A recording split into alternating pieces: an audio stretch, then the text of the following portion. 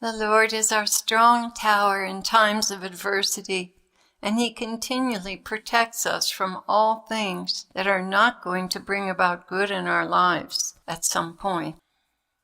And this morning I awoke to 3 readings from different books I use, and the readings were about tragedy. I couldn't imagine what it meant, but I went straight into a communion service and prayed my heart out for all of us to be protected. Of course, in times like that, our imaginations run wild.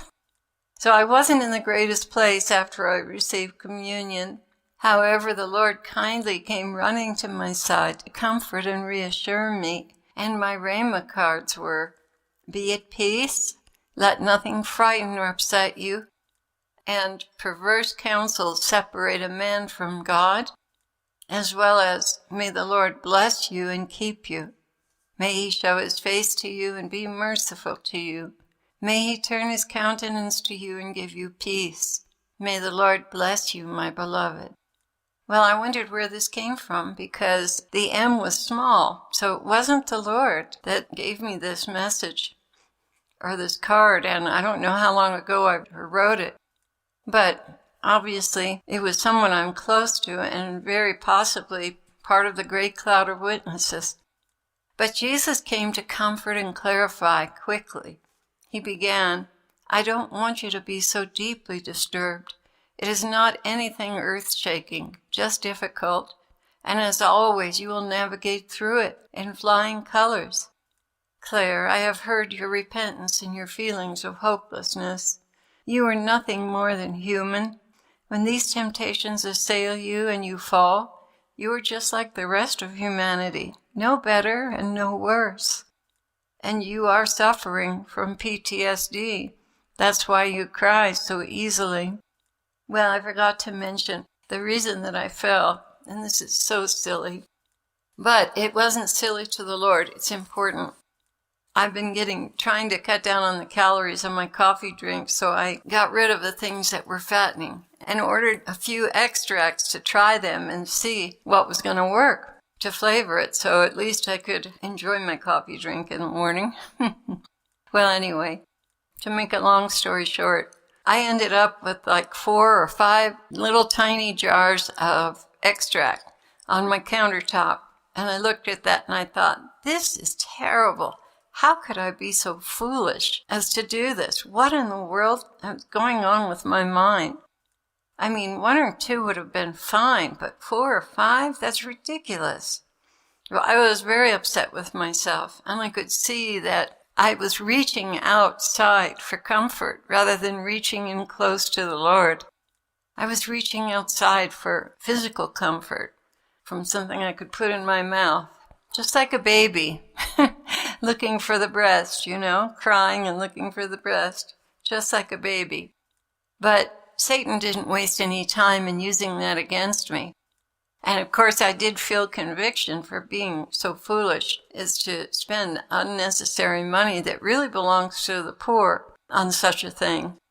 And I felt really badly about it. So that's what he was referring to when he said that I'm nothing more than human, and when these temptations assail you and you fall, you're just like the rest of humanity. Then he continued, "But I have covered you and your family. Each and every one of them is so precious to me. I am guarding them as the apple of my eye. You've gone through a great deal of tragedy with them already. I could not make springtime bitter for you. When I say you are like the rest of humanity, you run for comfort for the nearest thing when you're feeling low. Once you've gotten over all this, and you will get over it, then you'll be standing on solid ground again. I know your hurt and woundedness from all of this. I understand the depth of trial you have endured with your husband, far better than you do. And let me assure you, this too will pass." Of course, I started crying right away because it made me feel so good to hear him say that and to comfort me. Jesus continued, "You are going through a bit of a dark night right now. Do not despair. This too will soon be over. What I do need from you is consistency and faithfulness. Your voice is coming along painfully slowly because you are drawn away by other things constantly. Some are necessary and some are not. But I want you to know that this too will be removed from your aching heart. Just work as hard as you can on hydration and practice practice does make perfect. I long to see you doing what's in your heart, Clare, and you've had tremendous opposition, but you are becoming more and more aware of it during the day, of what is taking your time as well. What needs to be added to that awareness is a conscious decision to go forward with some things and forgo others in favor of what is most important. And I do see you doing that. I just want you to do it more. Music is important.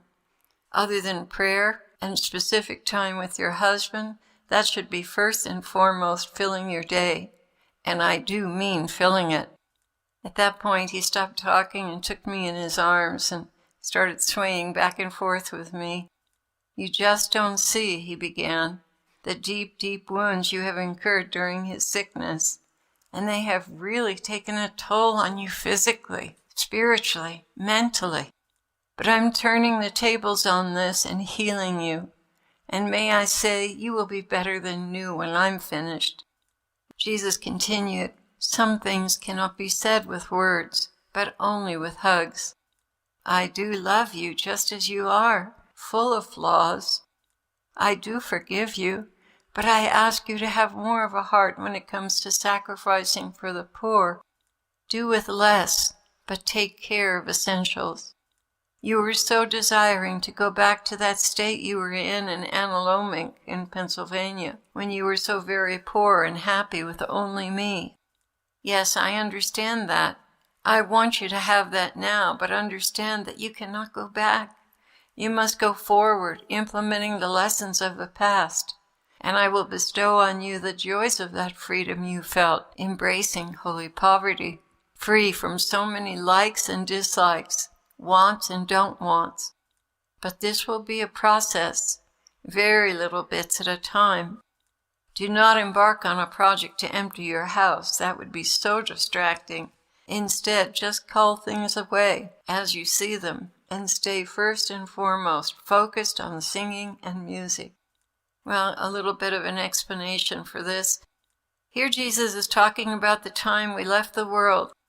I'd gotten really disillusioned with the evangelical church. I just wasn't seeing enough of Jesus in it. And I ended up in the Catholic Church. Was fascinated by the early church and the traditions of the first apostles, and I wasn't finding that in the places I was going. I wasn't finding anything about self-denial, carrying your cross, things like that just were not being spoken. It was more prosperity-oriented, and that felt wrong to me. So I got rid of every trapping I had, and only the most meager furniture and bedding, pots and pans. In fact, all the furniture that we had in that little cabin on the side of a mountain in the Poconos, all we had was built with 2x4s and plywood, beds, table, and benches. When I left that 3-story Victorian house in Annapolis, Maryland, I left the old me, the one that my mother had raised, the worldly one, constantly taken up with taste, color, design, and every superfluity you could imagine. I left her behind, big time. Of course, I didn't leave behind my flavoring in my coffee. But I think that's coming too. Anyway, my mother came from a wealthy family and always loved the really nice things, which she couldn't easily afford. I definitely came out of that cooking mold, although a slightly scaled down version. But when we left the D.C. area and settled in a tar paper cabin in the Poconos, we had to build bunk beds for everything, for us to sleep on, for our 4 children to sleep on. We had running water when it rained. The well froze in the winter, so we had to haul water. This was during the time of Hurricane Gloria, for those who might remember. And I have to tell you, never in my life was Jesus so present to me. It was a heavenly time where only God and my family mattered. All else was irrelevant. And oh, how free I was, finally. My husband at that time went to the University of Maryland for public affairs, and we dressed the part. Bailing out of that into the wilderness was the most liberating thing that has ever happened in my life. And now that I have need of equipment and a functional house, well, here come the temptations. Jesus continued, "In the areas where you are concerned, I am protecting you from unjust circumstances. The camp of the enemy has already suffered many losses. And may I say there's a certain reticence setting in about so many attacks against you. There are repercussions for attacking my servants, you know. Pray for them. Some are lying dead and others wounded. And my heart for them is that they renounce their lives in the darkness and come into the light, to be restored to the fullness I intended for them at conception, a beauty and a life they could never imagine to be so good. So please remember to pray for them with great tenderness.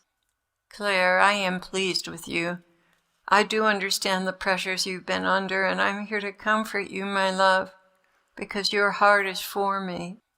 Even Paul suffered from the same afflictions of heart and mind and had his own way of seeking comfort in difficult times. There is not one on earth who does not reach for a cup of cool water in their journeys through this very harsh and depleting world. You're all just human. And to you, my dear heart dwellers, understand she is no spiritual giant, just a little girl with her hand planted firmly in mine. She's assailed just as you are. She reaches for the chocolate just like you do. And you are all so similarly endowed with temptations that from my view and from the great cloud's view, you are all family. My family, children growing to maturity, encountering the wilderness of this world. And when I say wilderness, I do not mean the beautiful places that are wild. I mean this earth, its cultures, its habitations of demons, with or without some kind of body, as demon aliens have. They are not family. I could not even say they are dogs, because I love and cherish dogs, and that would be an insult. They are more like poisonous vipers continually looking for a place to inject discord, hatred, judgment, and everything destructive. So walking through this tangle of snakes is not easy, and only virtue can protect you.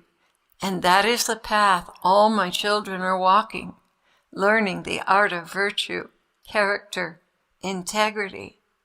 It is difficult at times, because trials must come to perfect you, and so I permit them. But at the same time, you are constantly receiving instruction, prayers, and encouragement from those who are around you, the visible and the invisible, but nonetheless, just as real as I am to you. Tell me, how fair would it be if I allowed you to walk in the midst of vipers, constantly giving you poisonous counsels, and did not at the same time give you angels and saints to instruct you through that mess? Do you see? And I mean this question pointedly. Do you see? For your own good, not only have I given you the lives of those who conquered themselves, written for you to study, I have even assigned them to you to help you overcome these trials. And that truly is the great cloud of witnesses. Plus, I am always with you. Oh, how I detest the separation you must endure on earth.